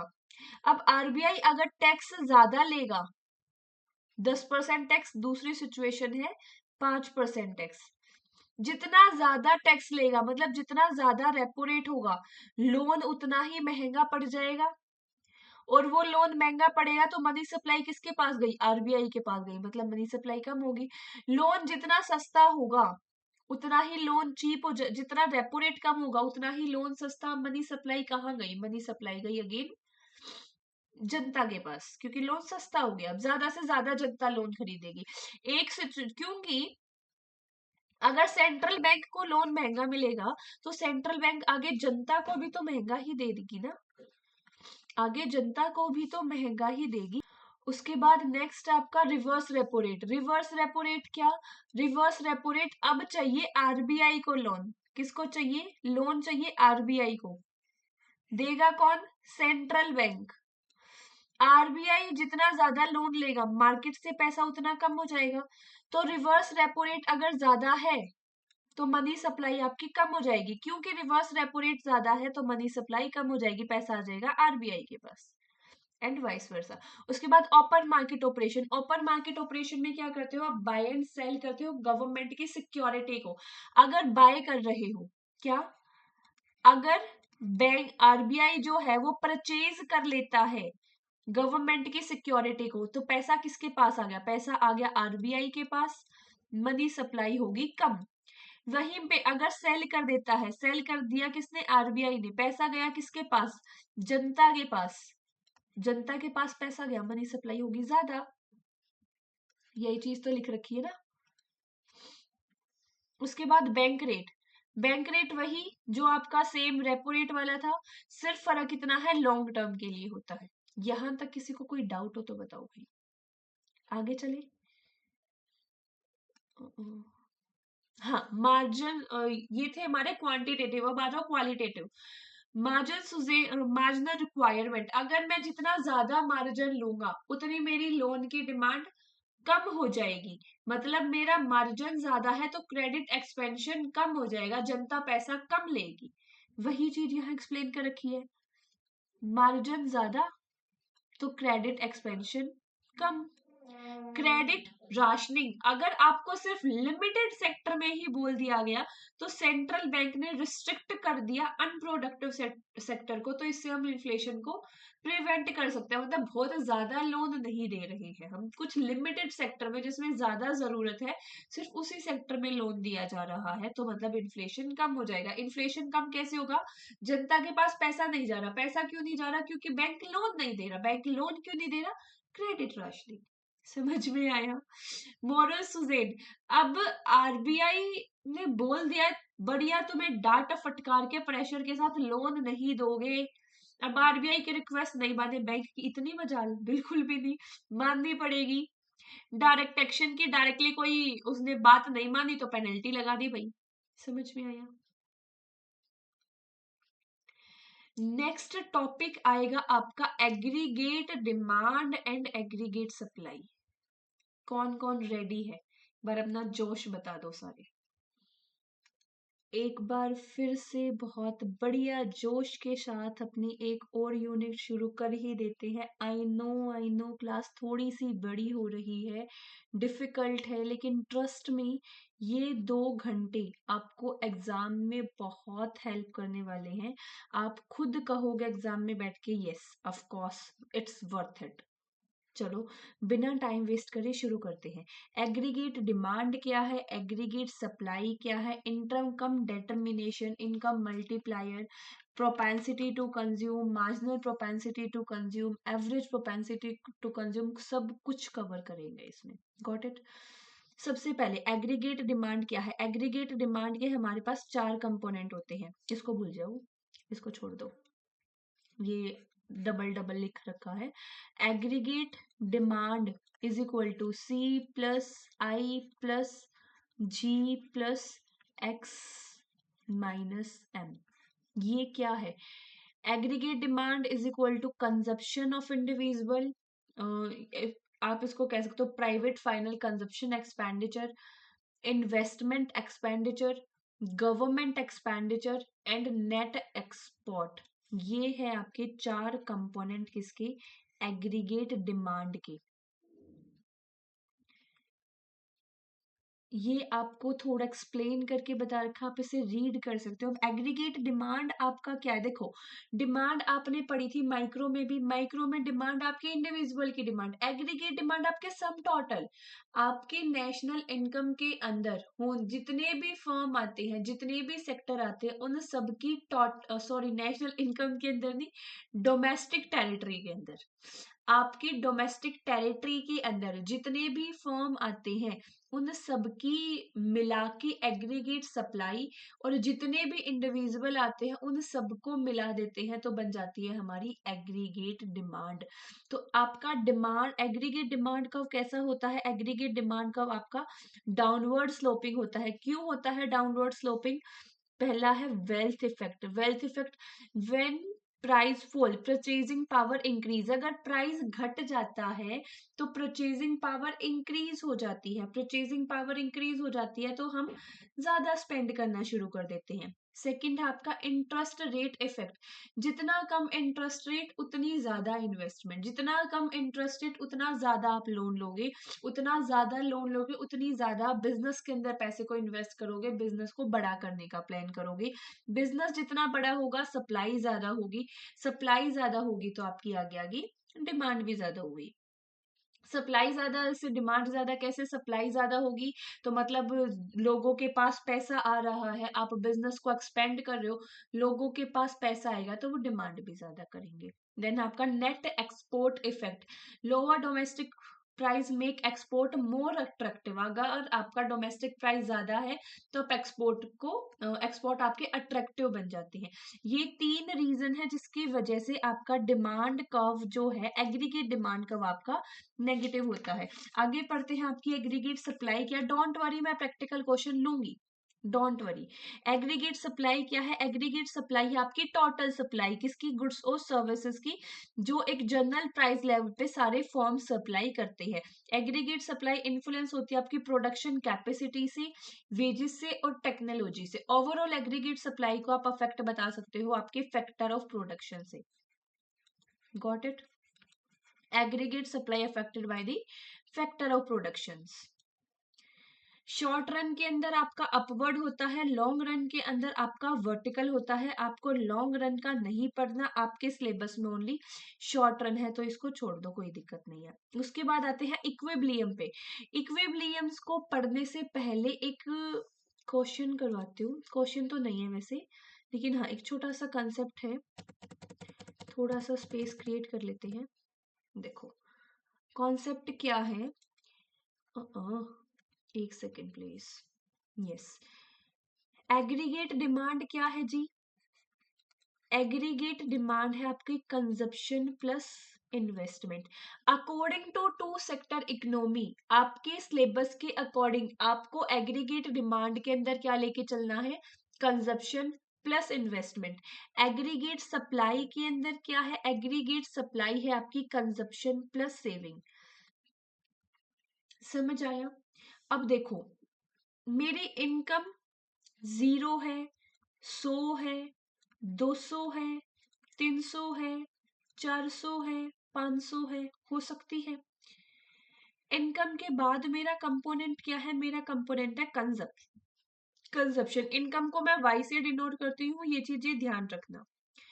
देन है आपकी इन्वेस्टमेंट। चीजों को इजी बनाने के लिए इन्वेस्टमेंट को हम ऑटोनॉमस इन्वेस्टमेंट को ही लेके चलते हैं, मतलब कि इन्वेस्टमेंट को आप सेम लेके चलते हो। इन्वेस्टमेंट को सेम लेने का सिर्फ रीजन इतना सा है कि चीजें थोड़ी सी सिंप्लीफाई हो जाए, कंफ्यूजन क्रिएट ना हो। हर लेवल पे आपकी इन्वेस्टमेंट को ले लिया मैंने 20। ओके, अब मेरे को ये बताओ, जब मैं कुछ भी नहीं कमा रहा हूँ एज ए स्टूडेंट, आप अभी कुछ भी अर्न नहीं कर रहे हो, तो क्या आप कंज्यूम नहीं करते कुछ भी? जी बिल्कुल करते हैं। तो कंजप्शन तो यहाँ होगी ना। तो लाइक आप 40 का कंज्यूम करते हो, इस कंजप्शन को बोला जाता है आपकी ऑटोनॉमस कंजप्शन। ऐसी कंजप्शन जो जीरो इनकम पे भी आप कुछ ना कुछ कंज्यूम करते हो, इसको बोला जाता है क्या? Autonomous consumption. समझ में आया? दूसरा, जब आपके पास 100 रुपीज की इनकम आई, तो आपकी कंजप्शन होगी 120। 200 रुपए, मतलब अब आप कंजप्शन को हर बार 80 से इंक्रीज कर रहे हो। देन आपकी 200 होगी, 300 रुपए पे आपकी 280 होगी, 360 होगी, 440 होगी। आपकी कंजप्शन इंक्रीज होती जा रही है ना, हो रही है ना? इसको मैं एक बार थोड़ा सा साइड में लिखती हूँ, क्योंकि यहाँ मुझे अभी सेविंग कर्व भी बनाना है। एक और बनाऊं, वो क्या है? सेविंग। सेविंग क्या? 40 रुपए और 20 रुपए, ये क्या है? मेरी इनकम तो कुछ भी नहीं है। सेविंग क्या होती है? सेविंग आपकी consumption plus, sorry, aggregate supply क्या होती है आपकी? एक सेकेंड, एक सेकेंड, एक सेकेंड, मैंने यहाँ थोड़ा सा गड़बड़ कर दिया। आई थिंक, एक सेकेंड। अरे नहीं, सही तो है, कोई गड़बड़ नहीं की मैंने। सेविंग देखो, इनकम को या तो तुम कंज्यूम करोगे या तुम सेव करोगे।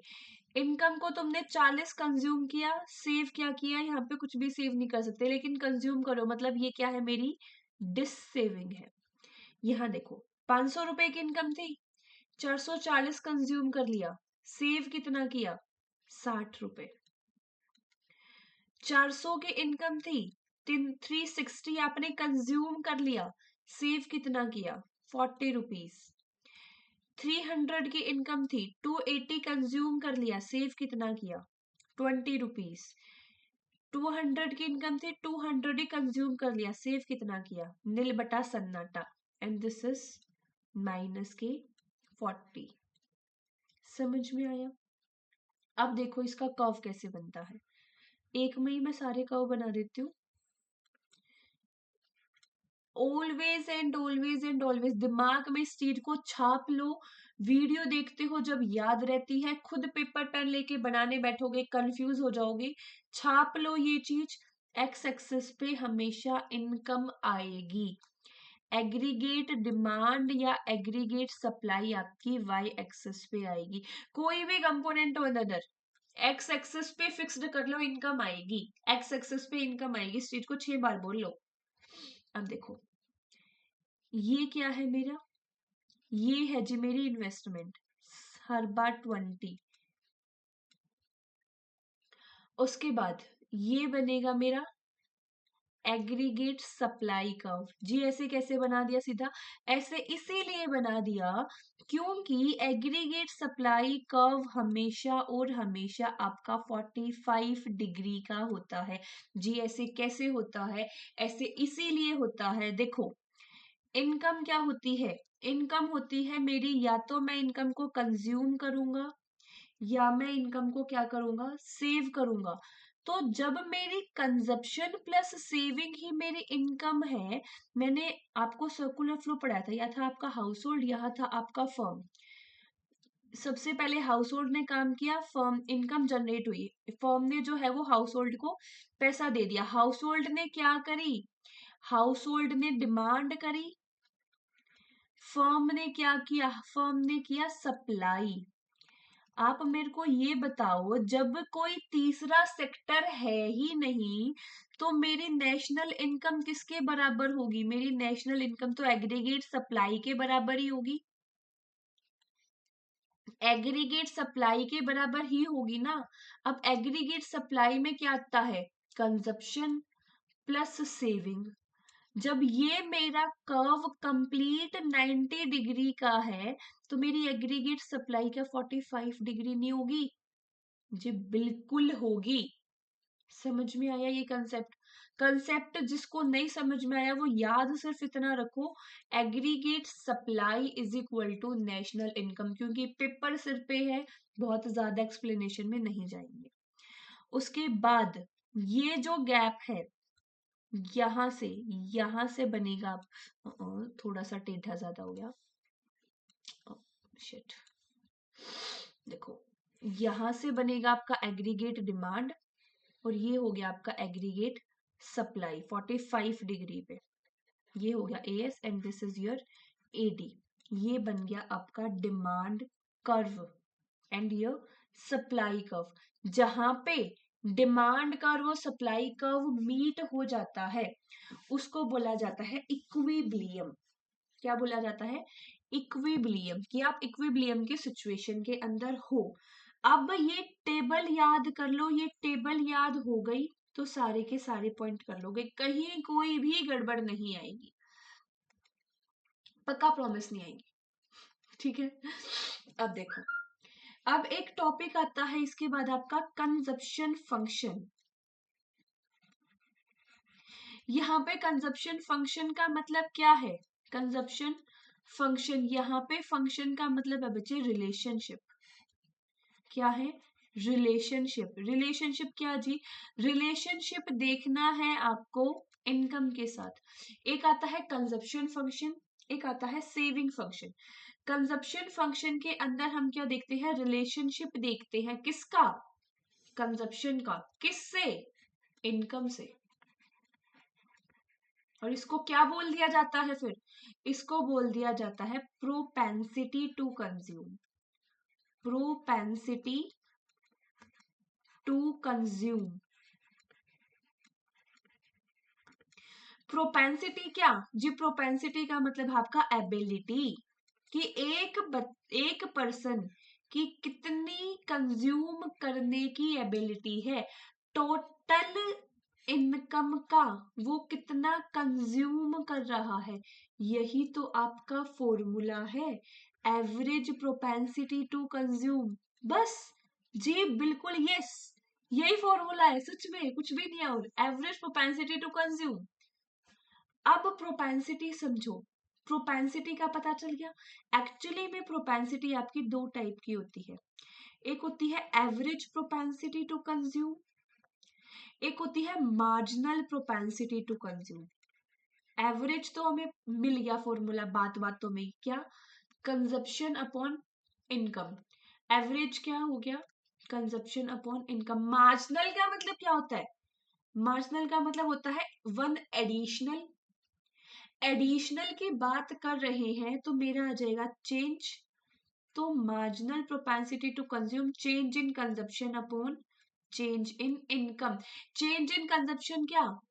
पहले आपकी कंजप्शन जो है वो 100 रुपए की थी, अब आपकी कंजप्शन 130 रुपए की हो चुकी है, तो ये क्या जी? 30 रुपए का चेंज। इनकम पहले आपकी 500 रुपए की थी, अब आपकी इनकम जो है वो आपकी 800 रुपए की हो चुकी है जी। चेंज क्या? 300 का change.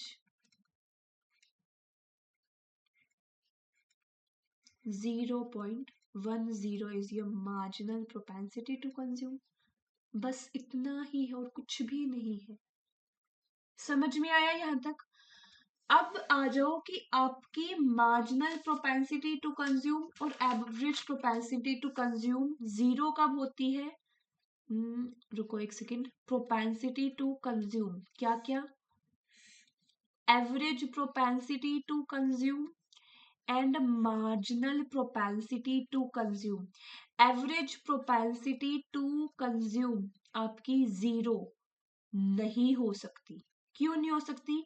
Because consumption never zero. APC का क्या फॉर्मूला होता है? APC consumption upon income. Consumption कभी जीरो नहीं हो सकती, इसीलिए एवरेज प्रोपेंसिटी टू कंज्यूम भी जीरो नहीं हो सकती। Consumption never zero. समझ में आया? फर्स्ट, क्या आपकी एपीसी 1 हो सकती है? एपीसी क्या 1 हो सकती है? जी बिल्कुल हो सकती है। कब हो सकती है? जी जब आपकी इनकम जो है वो बराबर होगी आपकी कंजप्शन से। इनकम बराबर होगी कंजप्शन से, एपीसी वन होगी। नेक्स्ट, एपीसी आपकी पॉजिटिव या नेगेटिव हो सकती है? पहले देखो नेगेटिव, क्या एपीसी आपकी नेगेटिव हो सकती है? जब जीरो नहीं हो सकती तो नेगेटिव कैसे हो सकती है? क्यों नहीं होगी एपीसी नेगेटिव? सेम वही कि कंजप्शन कभी नेगेटिव नहीं होती, कंजप्शन नेगेटिव नहीं होती। समझ में आया? अब क्या एपीसी पॉजिटिव हो सकती है? एपीसी पॉजिटिव मतलब क्या? कि कंजप्शन आपकी ज्यादा है, इनकम आपकी कम है। सॉरी, पॉजिटिव तो ऑफ कोर्स होगी ही। पॉजिटिव में आपकी एपीसी जो है वो 1 से ज्यादा हो सकती है। जी बिल्कुल हो सकती है। यहाँ यहाँ हमने देखा था ना टेबल, अच्छा वो टेबल मैंने डिलीट कर दी। हमने टेबल में देखा था ना, टेबल में हमने कहाँ देखा था कि मेरी 100 रुपीज की जब इनकम थी, 100 रुपीज की इनकम पे मैं कंज्यूम करा था 120। तो ये क्या है? ज्यादा है एपीसी 1 से? बिल्कुल। क्या आपका एपीसी छोटा, एपीसी ज्यादा, हाँ, एपीसी आपका 1 से छोटा हो सकता है? जी बिल्कुल हो सकता है, जनरली बल्कि होता ही ऐसे है। कब होगा? जब आपकी कंजप्शन कम होगी, इनकम ज्यादा होगी, और नॉर्मली ऐसा ही होता है। मैं कुछ पैसा सेव कर लेता हूँ। समझ में आया? अब आ जाओ एमपीसी। एमपीसी जो है वो आपका ऑलवेज एंड ऑलवेज लाई करता है 0 एंड 1 के बीच में। जी ऐसा क्यों? मेरे को ये बताओ, एमपीसी का फॉर्मूला क्या होता है? एमपीसी का फॉर्मूला होता है change in consumption upon change in income, यही होता है। मेरे को ये बताओ, आपकी कंजप्शन में चेंज मैक्सिमम कितना आ सकता है? जितना इनकम में चेंज आई उतना ही। इनकम बढ़ी 100 रुपए से, कंजप्शन में मैक्सिमम कितना चेंज आ सकता है? जी 100 ही आ सकता है, 1। दूसरी सिचुएशन, आपकी इनकम थी 10,000 रुपए, 10,000 में से 7,000 रुपए आप खर्च कर देते थे, और ये 7,000 में आपका बढ़िया गुजारा चलता था, बढ़िया लग्जरी लाइफ जी रहे थे, कोई दिक्कत नहीं थी, एक नंबर की जिंदगी थी। अब इनकम हो गया आपकी 10,000 से 12,000। भाई जब 7,000 में गुजारा चल रहा था, बढ़िया जिंदगी, फिजूल खर्चा क्या जरूरी है? जी बिल्कुल भी जरूरी नहीं है। तो मेरी चेंज इन कंजप्शन तो कुछ भी नहीं हुई, चेंज इन कंजप्शन तो 0 होगी। इनकम मेरी 2,000 से चेंज हुई, आंसर क्या आएगा जी? 0। तो ज्यादा से ज्यादा एक्सट्रीम केस एक तो ये हो सकता है कि आपने कुछ भी कंजप्शन में चेंज ही नहीं किया। दूसरा केस ये हो सकता है, भाई तुम तो उतावले बैठे थे, कब सैलरी बढ़े और कब तुम उसको फूक दो, कब तुम उसको खर्च कर दो। That's why MPC always lie between 0 and 1. I hope propensity to consume and its type आपको totally crystal clear अब हो गई होगी। किसी को कोई डाउट हो तो बताओ अभी भी। हमने क्या देखा जी? हमने देखा था फंक्शन, कंजप्शन फंक्शन। कंजप्शन में आपके कंजप्शन कर्व देख लिया। आप आ जाओ आपकी प्रोपेंसिटी टू सेव पे।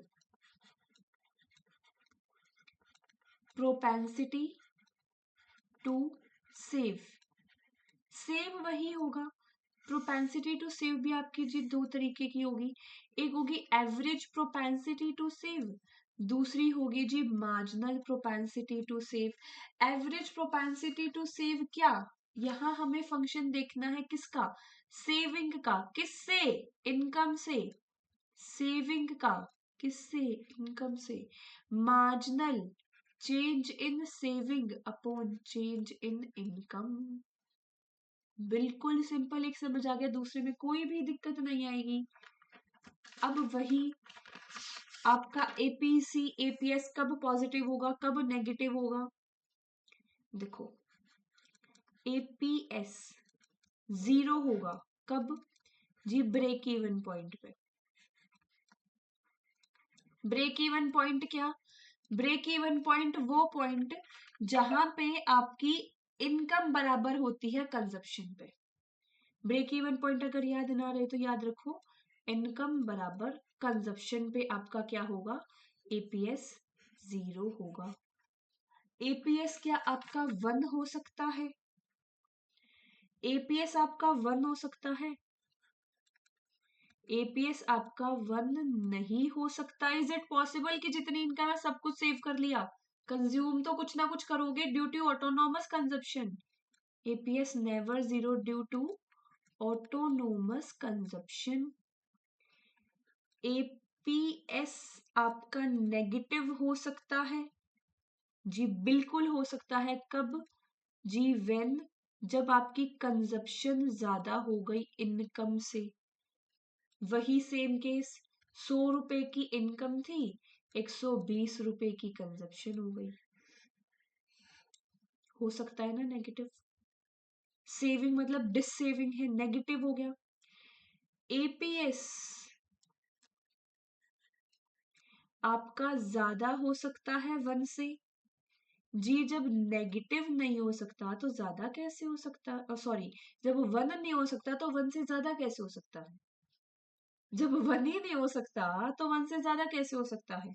नहीं हो सकता, बिकॉज सेविंग कभी भी आपकी इनकम से ज्यादा नहीं हो सकती। ओके। उसके बाद है, क्या एपीएस आपका कम हो सकता है 1 से? जी बिल्कुल, होता ही यही है। अरे होता ही तो यही है कि कुछ सेव कर लेती हूँ और कुछ कंज्यूम कर देती हूँ। समझ में आया? सेम वही कंसेप्ट आएगा आपका एमपीएस में। एमपीएस आपका लाई करता है 0 एंड 1 के बीच में। Always and always lie between 0 and 1।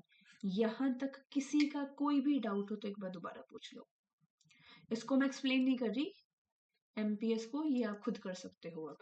अब एक छोटा सा कंसेप्ट हो रह गया बस। आपका APS plus APC is equal to 1 होता है। हाउ? जी प्रूव करो। मैंने ले लिया इनकम अपॉन इनकम, 1 आएगा? जी आ जाएगा। एपीसी क्या फॉर्मूला होता है एपीसी का? जी कंजप्शन अपॉन इनकम, ठीक है। APS saving upon income. Y Y Y काट दो। क्या मेरा सेविंग प्लस कंजप्शन इनकम ही होगी? Hence proved.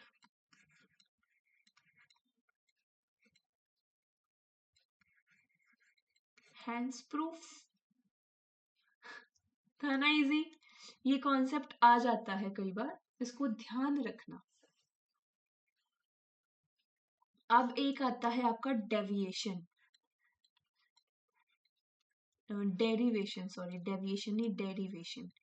डेरिवेशन क्या? डेरिवेशन के अंदर आपको या तो कंजप्शन कर्व दे देंगे, आपको सेविंग कर्व निकालना है, या सेविंग कर्व दे देंगे, आपको कंजप्शन कर्व निकालना है। देखो पहले देख लो, आपको दे रखा है लाइक कंजप्शन कर्व। ये आपका एक कर्व है, कंजप्शन ये होगी आपकी कंजप्शन इनकम 0 से शुरू होगी, ये होगी आपकी इनकम, ये हो गया आपका पॉइंट, ये डिफरेंस आ गया, ये वाला ऑटोनोमस कंजप्शन। ये दे रखा है आपको सेविंग कर्व निकालना है, जितना यहाँ है लाइक इसको मैं एक बार अगेन बनाती हूँ थोड़ा, चलो इसी में देख लो कोई बहुत। ये जो डिफरेंस है इतना ही डिफरेंस आपको यहाँ नीचे लेना होगा बिकॉज डिस सेविंग, ठीक है। सेकेंड पॉइंट आपको लेना है ये यहाँ से लेकर यहाँ, ये बन गया आपका यहाँ पे saving curve. This saving curve is derived from the consumption curve. एक पॉइंट लिया यहाँ से, एक पॉइंट लिया यहाँ से, बन गया। तो जी दूसरा कौन सा मुश्किल है, दूसरा भी बना लेंगे। सेविंग कर्व आपको दे रखा है, ये आपको बनाना है कंजप्शन कर्व। जी एक पॉइंट तो ले लो, ये ये वाला यहां से लेकर यहां तक का डिफरेंस, तो यहां से तो बनेगा मेरा सीधा सीधा इनकम कर्व।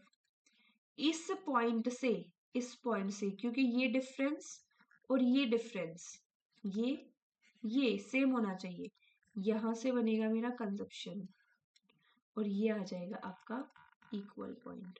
ये हो गया आपका कंजप्शन कर्व। ये है आपकी छोटी सी डेविएशन वाला पार्ट। इसके अलावा इस चैप्टर में अब कुछ भी नहीं बचा, हमने सब कुछ कर लिया। किसी का कोई डाउट हो अभी भी तो बताओ। नेक्स्ट हमने जो करना है वो करना है इक्विलिब्रियम। देखो क्या करना है, डेटरमिनेशन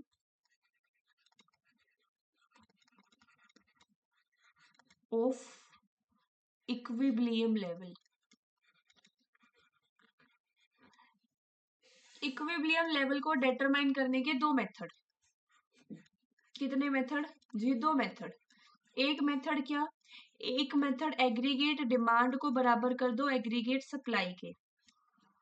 दूसरा मेथड क्या जी, इसी से आया है। एग्रीगेट डिमांड क्या होता है, C प्लस आई होता है। एग्रीगेट सप्लाई क्या होता है, C प्लस एस होता है।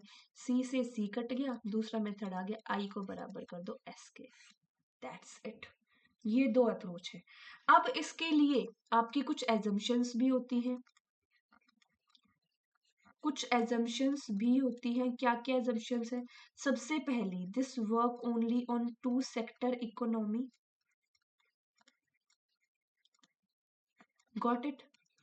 Second, investment expenditure are autonomous.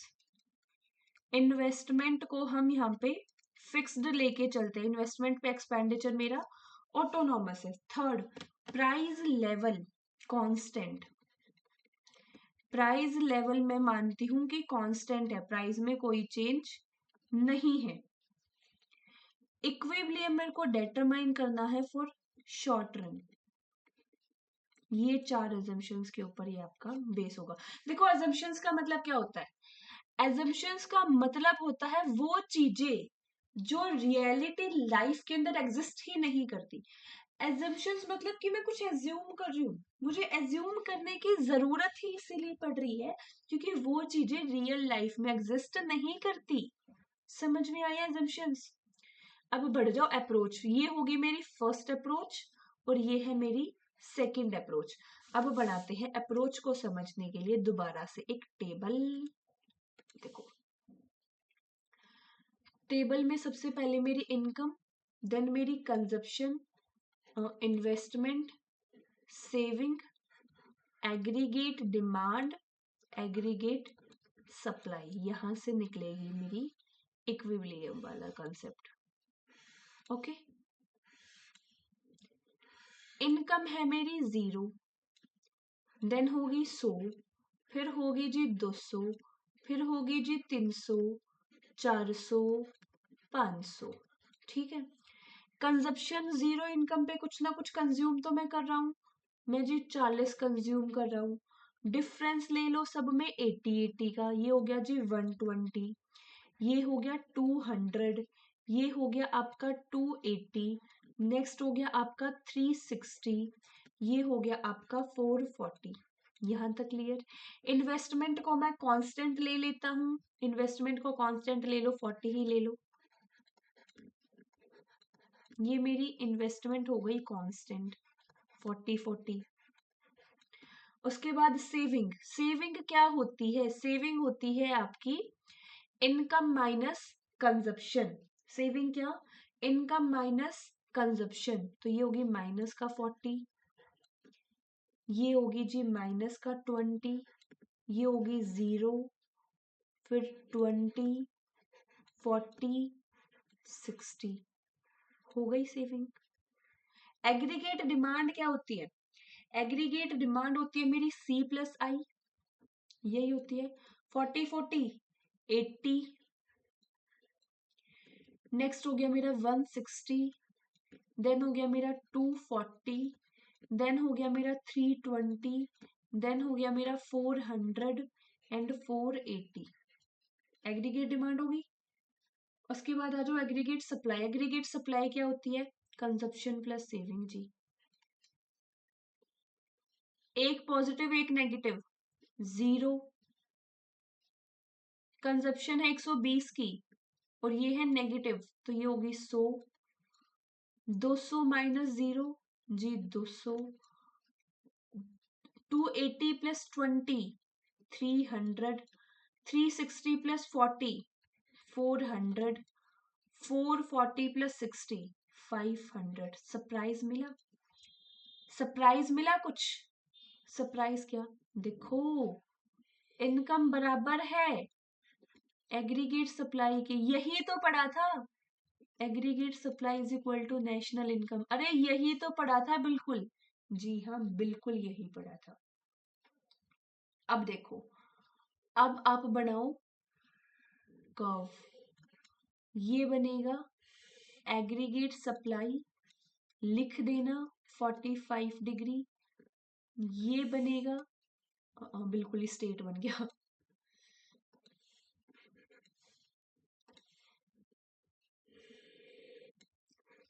ये बन गया आपका एग्रीगेट डिमांड। ठीक है, अब यहाँ क्या होगा? यहाँ होगा जी आपकी एग्रीगेट डिमांड ज्यादा होगी एग्रीगेट सप्लाई से। यहाँ उल्टा होगा, एग्रीगेट सप्लाई ज्यादा होगी एग्रीगेट डिमांड से। इसको मैंने नंबर दिया 1, सिचुएशन 1। इसको मैंने दिया सिचुएशन 2। अब मेरे को ये बताओ सिचुएशन 1 में क्या होगा और सिचुएशन 2 में क्या होगा? जी सिचुएशन 1, यहाँ पे कंज्यूमर और फर्म ज्यादा बाय कर रहे हैं, डिमांड ज्यादा है ना, तो कंज्यूमर और फर्म ज्यादा से ज्यादा बाय कर रहे हैं। जो मेरी प्लान्ड इन्वेंटरी थी वो घटती जा रही है, मेरी एम्प्लॉयमेंट जो है वो बढ़ती जा रही है। क्या क्या? प्लान्ड इन्वेंट्री घट रही है, एम्प्लॉयमेंट बढ़ रही है, आपका प्रोडक्शन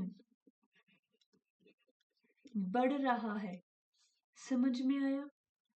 अब यहाँ क्या है? यहाँ आपकी सप्लाई ज्यादा है। सप्लाई ज्यादा है, जितना आपने प्लान किया था कि इतनी इन्वेंट्री को तो मैं बचा लूंगा, उतनी तो बची ही बची, उसके अलावा भी बच गई। सप्लाई नहीं हुई, सारा ही बच गया। एम्प्लॉयमेंट आपकी है ही नहीं, डिमांड ही नहीं कर रहे कोई। एम्प्लॉयमेंट नहीं है, बेरोजगारी है दुनिया में, इस वजह से दुनिया के पास पैसा नहीं है, तो डिमांड कहां से करेंगे? समझ में आया ये सिचुएशन भी? इसी में ऐसा ही अप्रोच भी बता दो यहीं पे, यहीं पे बना ले डायग्राम नीचे ही। ये बिल्कुल बना लो, चलो यहीं बना लेते हैं। देखो एसआई में क्या होगा, जितना ये गैप है उतना मैं ये लूंगी, अदरवाइज मेरे पास टेबल भी है, मैं टेबल के हिसाब से भी ले सकती हूँ। यहां से जाएगा मेरा क्या? Saving curve. ये वाला एरिया कौन सा है? जहां पे मेरी सेविंग ज्यादा है, किससे? मेरी इनकम से। और ये क्या है? सेविंग कम है, मतलब इन्वेस्टमेंट या मेरी इनकम से, सॉरी। समझ में आया? सेम क्यों? सेम वही सिचुएशन जो हमने ऊपर पढ़ी है, कोई भी चेंज नहीं है, कोई भी चेंज नहीं है। यहाँ पे आपकी प्लान्ड इन्वेंट्री जो है वो ज्यादा होगी, प्रोडक्शन घट जाएगा, एम्प्लॉयमेंट घट जाएगा, डिमांड जो है वो नहीं होगी, आपकी सप्लाई एक्सेसिव हो जाएगी, and so on, and totally opposite हो जाएगा आपका यहाँ पर। इसीलिए ही मैंने दोनों साथ करवाई है, कोई भी डिफरेंस नहीं है। एक छोटा सा कंसेप्ट बच गया, मैं उसको यहीं पे एक्सप्लेन करने का ट्राई करती हूँ। देखो ये कॉन्सेप्ट क्या है? ये है एम्प्लॉयमेंट का। एम्प्लॉयमेंट, एम्प्लॉयमेंट आपके कितने टाइप की होती है जी? एम्प्लॉयमेंट आपकी 3 तरीके की होती है। एक है आपकी फुल एम्प्लॉयमेंट। फुल एम्प्लॉयमेंट वो सिचुएशन जहां सब खुश है, आपके सारे रिसोर्सेज फुली यूटिलाइज हो रहे हैं, सबकी डिमांड फुलफिल हो रही है, जितना फॉर्म रिसोर्सेज से सप्लाई कर सकते थे वो फुल सप्लाई कर रहे हैं और उनका सारा सामान बिक रहा है, सब खुश है, फुल रिसोर्सेज का यूज हो रहा है। This is full employment. Under employment, demand ही नहीं हो रही। दूसरी सिचुएशन अंडर एम्प्लॉयमेंट, डिमांड ही नहीं हो रही। Overfull employment, excess demand. Overfull employment, excess demand. यहीं पे इसका कर्व बना ले। देखो